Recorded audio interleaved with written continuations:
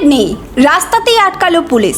বাঁকুড়ায় শুরু হয়ে গেছে কড়া ট্রাফিক অভিযান। হেলমেট ছাড়া বাইক চালালে এবার জরিমানা, এমনকি আটকও করা হচ্ছে বাইক আরোহীদের। হঠাৎ কেন এত কড়াকড়ি, আর কোথায় কোথায় চলছে এই অভিযান, জানাবো আজকের এই বিশেষ প্রতিবেদনে।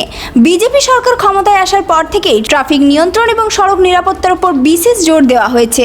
সরকারের তরফে স্পষ্ট নির্দেশ দেওয়া হয়েছে, বাইক চালানোর সময় হেলমেট পরা বাধ্যতামূলক করতে জেলায় জেলায় বিশেষ অভিযান চালাতে হবে। আর সেই নির্দেশ মেনেই কড়া পদক্ষেপ নিল বাঁকুড়া জেলা পুলিশ। বাঁকুড়া জেলা গঙ্গাজলঘাটি থানার পুলিশ এবং দুর্লভপুর ট্রাফিক গার্ড যৌথভাবে দুর্লভপুর মোড় ও দেউলিয়া মোড় এলাকায় বিশেষ অভিযান চালায়। অভিযানে হেলমেট ছাড়া বাইক চালানো একাধিক আরোহীকে আটকও করা হয়। শুধু আটকই নয়, ট্রাফিক আইন ভঙ্গের অভিযোগে বহু বাইক আরোহীর বিরুদ্ধে জরিমানাও করা হয়েছে বলে পুলিশ সূত্রের খবর। অভিযান চলাকালীন রাস্তায় দাঁড়িয়ে সাধারণ মানুষকে সচেতনতার বার্তা দেয় পুলিশ।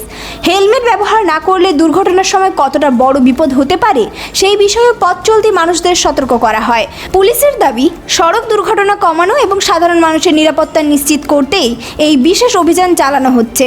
আগামী দিনেও জেলার বিভিন্ন এলাকায় এই ধরনের অভিযান আরও জোরদার করা হবে বলেও জানা গিয়েছে।